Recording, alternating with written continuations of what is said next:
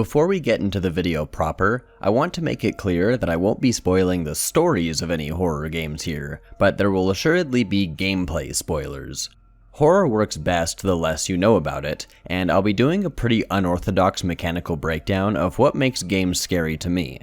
While I think this stuff is interesting and should inform the design philosophy of how scary games are made in the future, watching this does run the risk of permanently ruining survival horror for you forever. Just be warned and proceed with caution. Or don't, whatever. If you're concerned specifically about some titles more than others, here is a list of every game I'll be bringing up in this video. Duck out now if you don't want to know anything about them. Okay, are we ready? Great, let's go. I want to know who you're meeting in the cemetery. I don't have to tell you anything.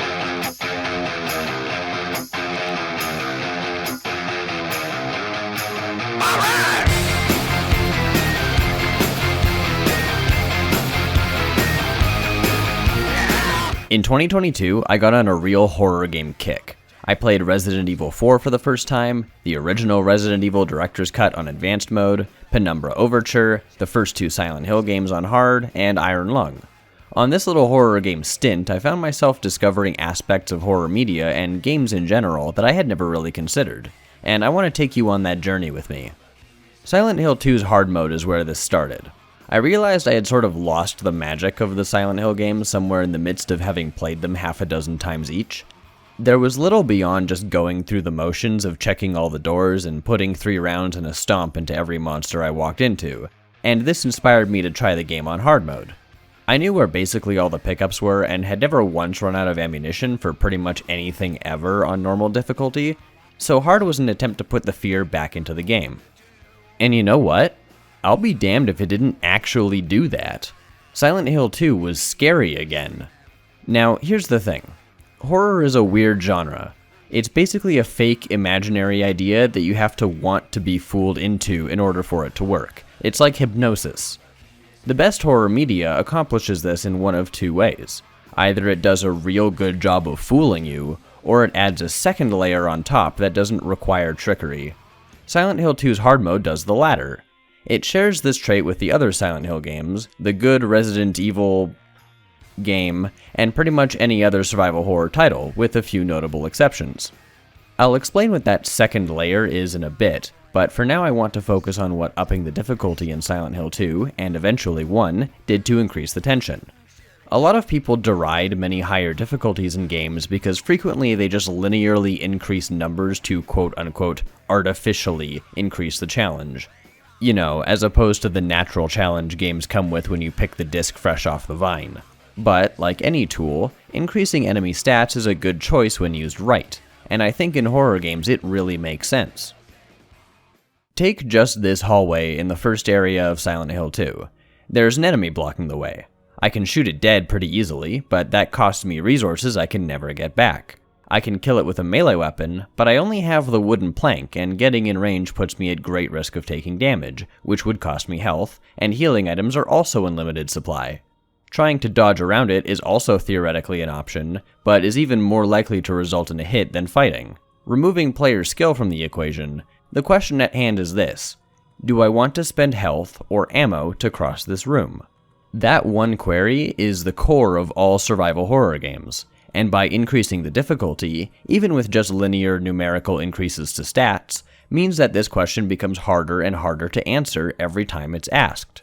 On normal difficulty, you will get enough handgun rounds to put down every enemy directly in your path and have hundreds to spare.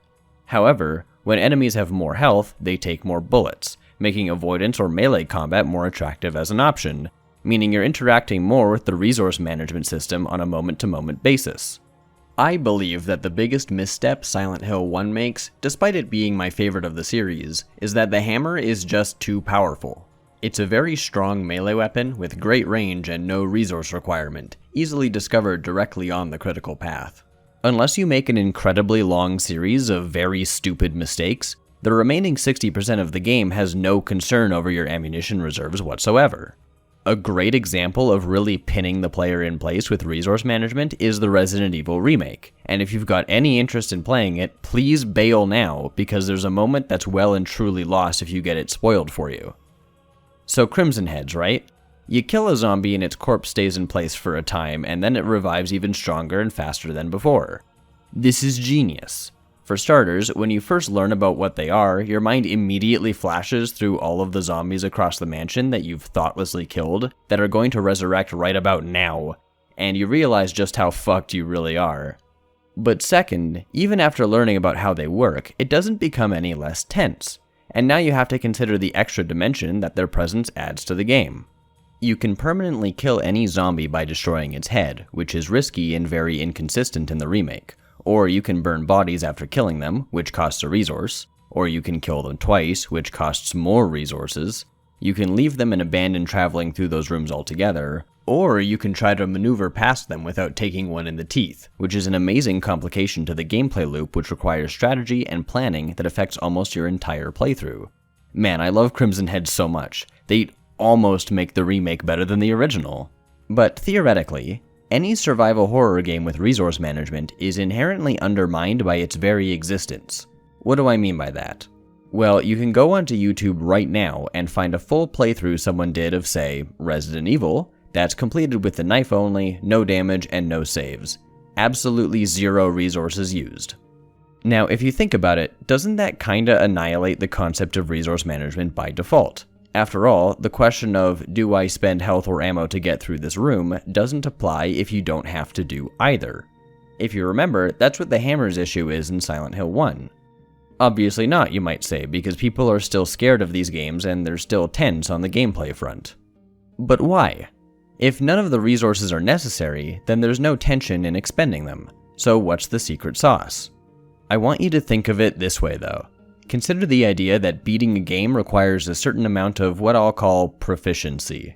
In the case of the no damage knife only Resident Evil playthroughs, this proficiency requirement is fulfilled entirely by player skill. Now obviously, you're not Living Disaster and can't beat RE1 like that, so your skill is probably around here. Or somewhere, it doesn't really matter where. The point is that it's below the necessary proficiency required to beat the game. This difference then is patched over by the use of resources to determine your total aptitude. Bullets to dispatch enemies easier, healing items to mend mistakes, ink ribbons to lock in progress, etc. In effect, skill plus resources equals aptitude. If aptitude is greater than or equal to the required proficiency, you beat the game. It isn't possible for a game to kill you. Not practically anyway. Some people are bothered by this and say that watching the player character die deflates the tension rather than feeling like a frightening outcome in its own right as a result of the ability to reload your last save. But simply slapping permadeath mechanics and randomly generated content because you hate game design into horror games isn't an elegant way to solve this problem. What you need is a change in mindset. What would happen if you were playing a survival horror game, and during your time with it, you realized that you didn't have the skill to finish it with the amount of resources you had remaining? That would be its own form of permadeath in a way. There's a fun fan theory about Dark Souls that I really love, where people say that every person who's ever dropped the game for whatever reason has had his or her character go hollow in the game's fiction, and I think that's an awesome idea.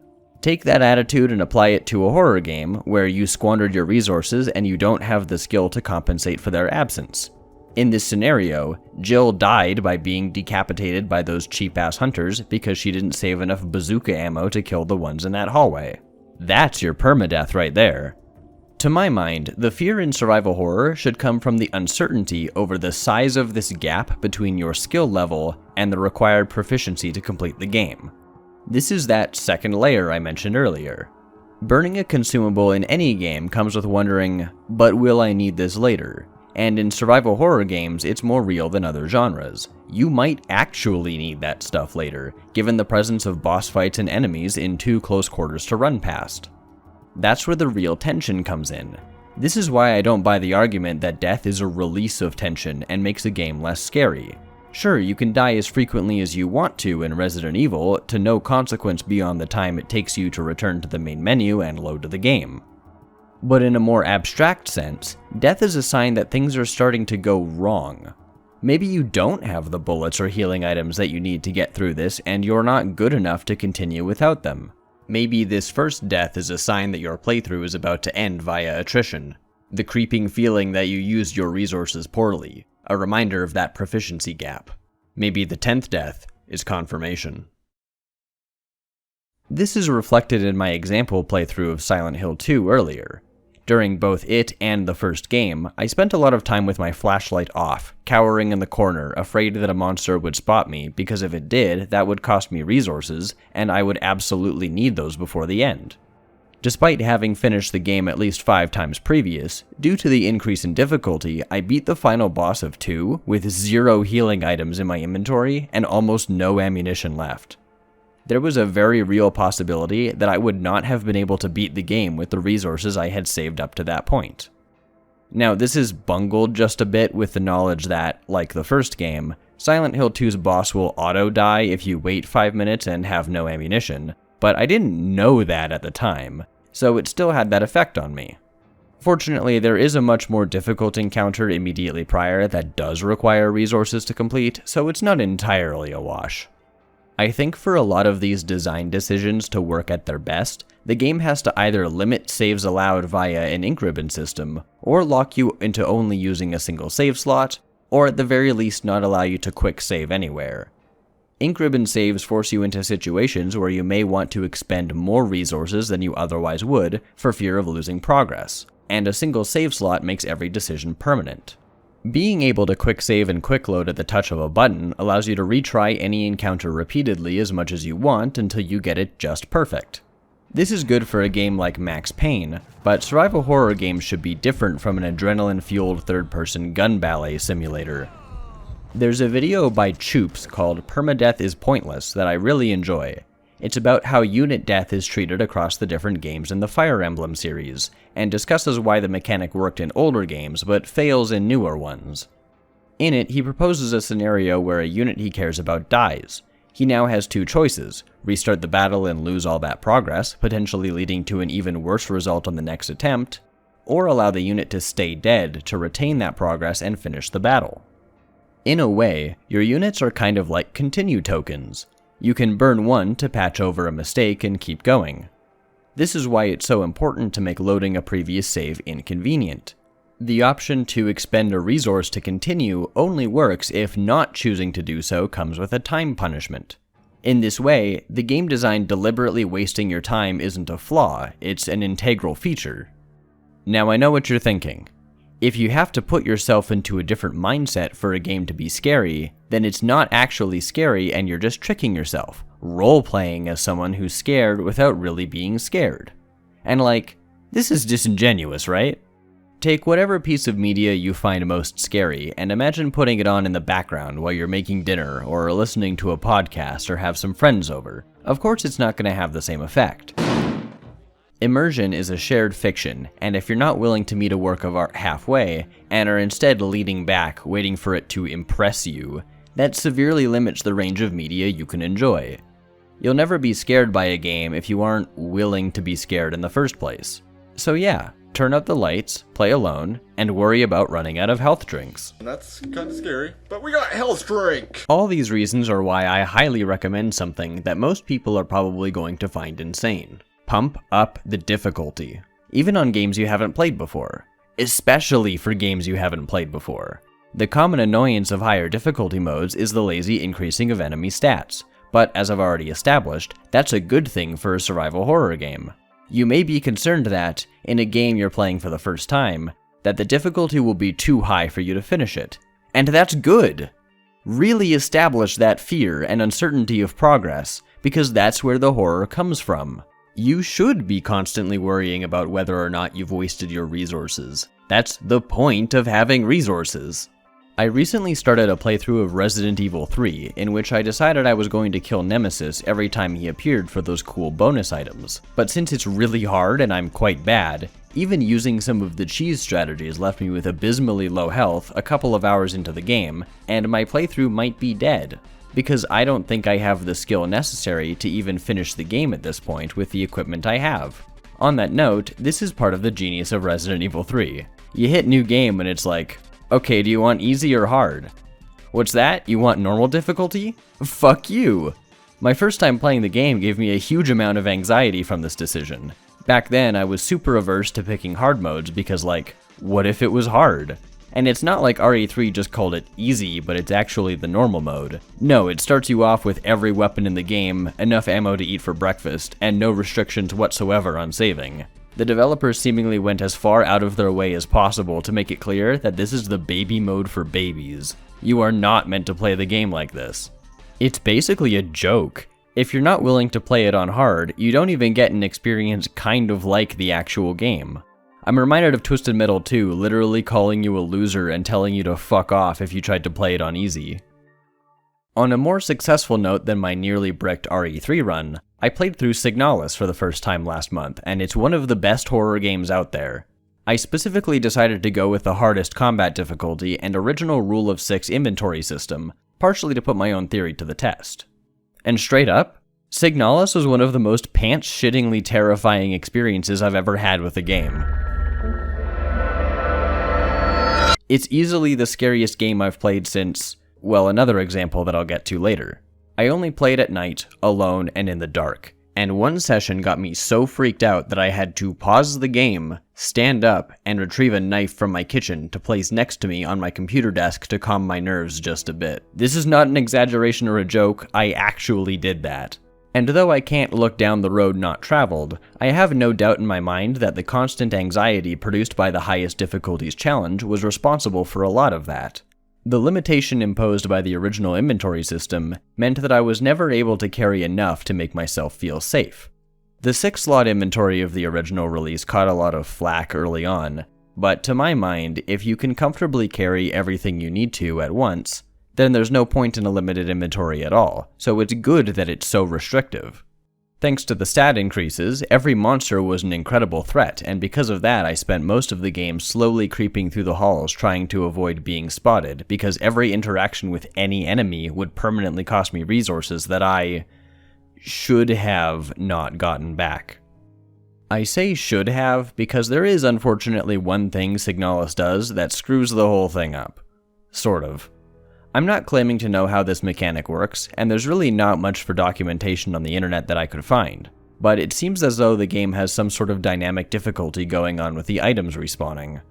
Multiple times throughout the game, I would notice a pickup that I swear wasn't there the last time I went through the room, usually healing items or ammunition. I thought I was just going crazy the first few times it happened, but by the end of the game I was keeping very careful track of what rooms I had and had not completely cleared. So by then I knew for sure it was happening, typically after I had died in an area and reloaded my last save. It's especially frustrating considering an early tutorial message explicitly states, if you didn't save, it didn't happen, which just isn't true as the game seems to keep track of your deaths and continues when considering whether or not to spawn new items. Dynamic difficulty might just be my single most hated mechanic in all of video games, but it's especially bad in horror games due to it taking this principle I've established for mechanical fear in the genre and breaking it over one knee with a sickening crack. Fortunately for Signalis, this system was subtle enough that I was mostly doubting my own sanity about its existence until the final hours. So in that regard, it doesn't corrupt the game experience as hard as it theoretically could. No, to find an example of that, we'd have to look at the back of my copy of Resident Evil 4 says that it's destined to be the greatest survival horror game of all time. I disagree. There is no survival to be done in this game, and I am most certainly not feeling the horror. RE4 is thrilling and fun, sometimes, but a survival horror game this is not, and most of that is due to the dynamic difficulty and item drops in the game. Based on how well you do, RE4 adjusts enemy quantities, their stats, and aggressiveness. It also modifies their item drops to account for what weapons you possess and your ammunition reserves for each one in your inventory. If you're like me and basically just stick to the default pistol and shotgun, with a rocket launcher always on hand to skip the crap boss fights, you'll rarely, if ever, see ammo drops for the TMP or rifle, only as set pickups in the environment. And your stock for your carried weapons will have you ping-ponging between them because once you have too much of one type, you effectively stop getting it, as it seems as though your drops are weighted towards your lower ammo pools. The remakes of Resident Evil 2 and 3 do this as well, constantly shifting ammo quantities to ensure you always have enough, but never too much. At best, this ensures the game is mostly smooth sailing and no player is ever left behind, which is still quite bad for a game that's supposed to scare you. At worst, it means you can never be rewarded for smart resource management or punished for wasteful decisions. If we return to our graph, your player skill can be anywhere here and the game will always fill the gap itself. Or, just as bad, star view of resources to ensure your aptitude is always safely within the margin of error. If the mechanical horror of survival horror comes from not being certain of how big the gap is between your aptitude and the game's required proficiency, dynamic difficulty is a comfort that assures you such a gap will never exist. And comfort has little place in an experience that's supposed to be scary.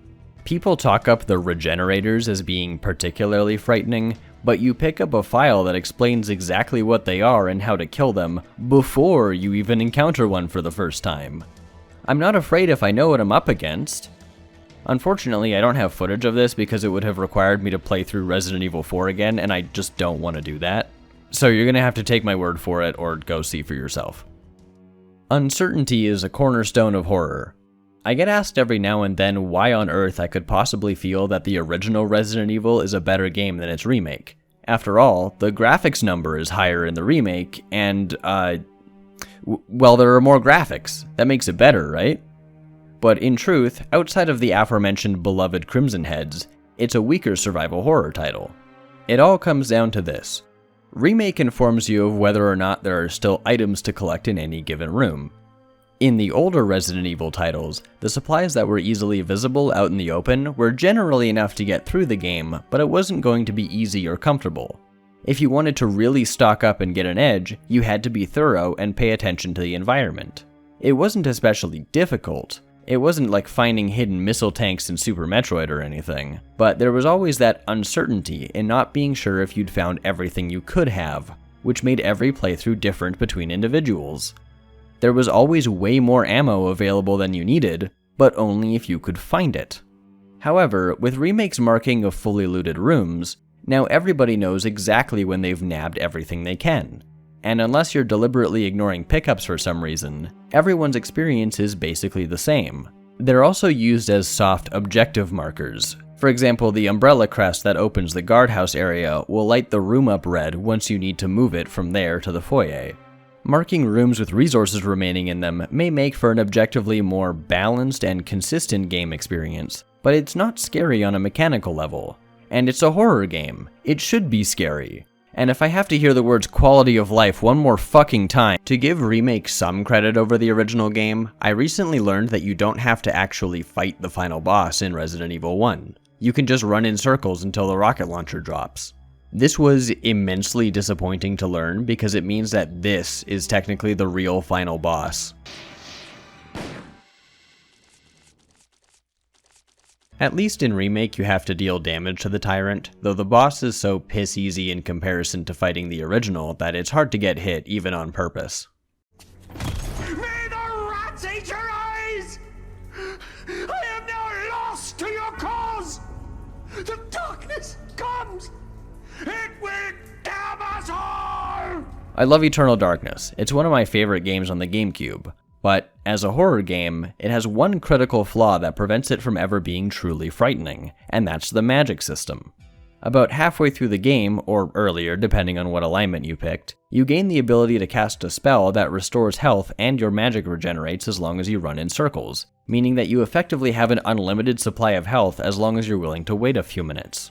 Couple that with the fact that the sanity meter is way too easy to restore, and the constant character shifting prevents any of your resource expenditure from truly mattering over the course of the game, and it winds up turning Eternal Darkness into a game that's merely cool as fuck instead of genuinely scary. Like Resident Evil 4, it's a solid thriller experience and a fun game, but not one that has ever really made me feel fear. In comparison, System Shock 2 isn't exactly billed as a survival horror game, but nonetheless ends up feeling a lot like one regardless. It has a reputation of effectively soft-locking your playthrough if you build your character poorly. And while this isn't exactly true, it definitely feels like it's the case sometimes. Like our Resident Evil example from earlier, While it is technically possible to finish the game with a completely dysfunctional build, it might not be possible for you to finish the game with that build. You're constantly bleeding resources on multiple fronts in System Shock 2. Nothing is free. Shooting a gun isn't just shooting your gun. You're spending ammo and also degrading your weapon quality, which affects your maintenance tool count and currency. Every spent resource feels like an admission of failure in this game, because you know you could have done better. All of these game systems pulling on each other in different ways works really well in driving tension through gameplay. Also, check out me getting jump scared. Okay. The question, however, begs to be asked. Is it possible to create a horror game that's scary without relying on resource management? And the answer, undoubtedly, is yes. Because despite the fact that Silent Hill is my favorite horror game, Signalis evoked a genuine panic response in me, and the mechanical design of the original Resident Evil is pure survival horror at its apex, there is no scarier game I've played than Iron Lung. Beginning at descent. Cruising depth in roughly 40 seconds. Stand by. This game was recommended and gifted to me by a friend. As a big fan of spooky media, I figured it'd be a nice little game to check out. But the moment I booted it up, I immediately realized that I was not ready for what I was about to face. There's something intimidating about the stark and haunting title screen that makes me feel a distressed emptiness. Fortunately, the game's first impression is representative of the ensuing experience. But how could Iron Lung be truly scary if it uses none of the things that give horror to horror games? In brief, it's because the game presents itself so well, almost to the point of tricking the player. Despite the submarine slowly losing oxygen, having parts break, fire start, and eventually a catastrophic leak, all of this is fake. Scripted events triggered by passing across certain thresholds. You're not on a time limit. In fact, you can sit at the start of the game for an eternity, and your oxygen will never deplete.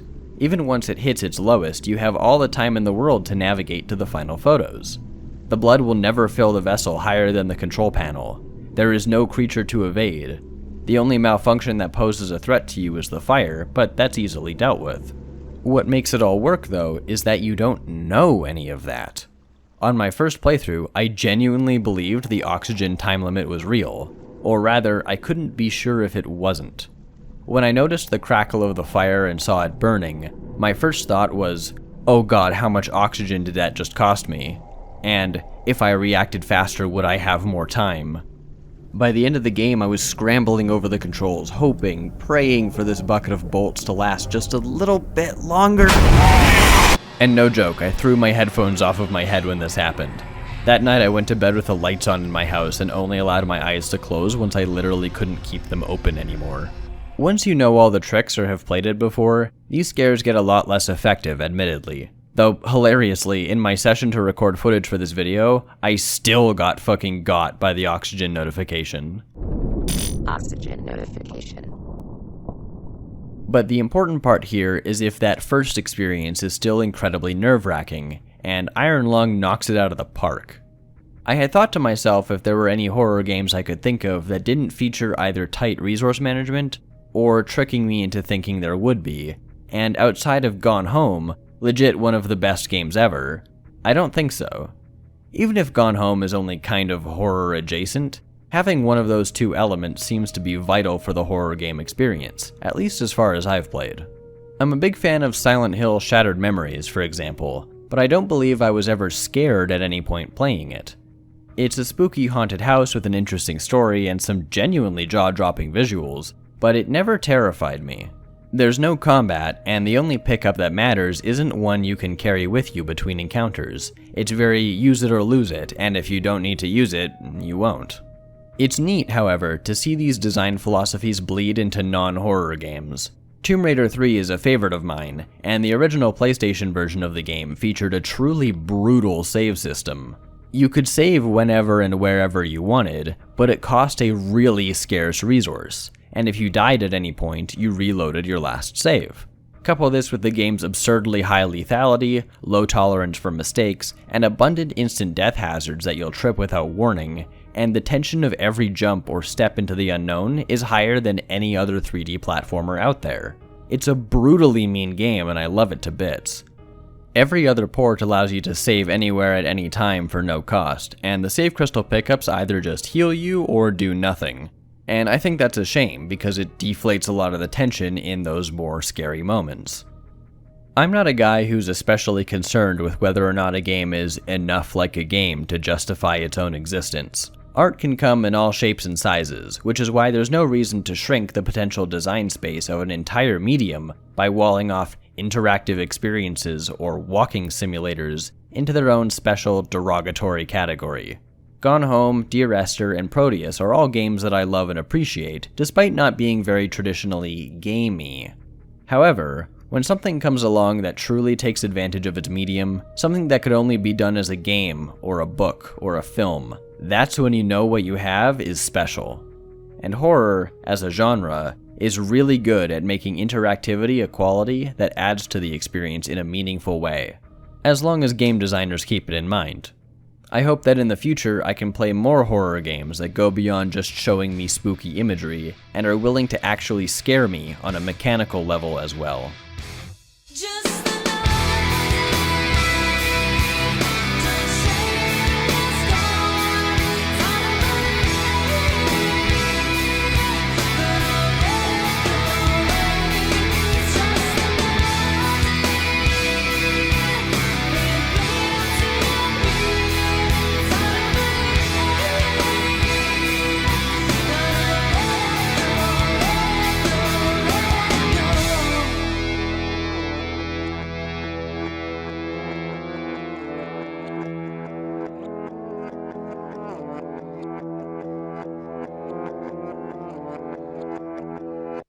The town is making him stupid.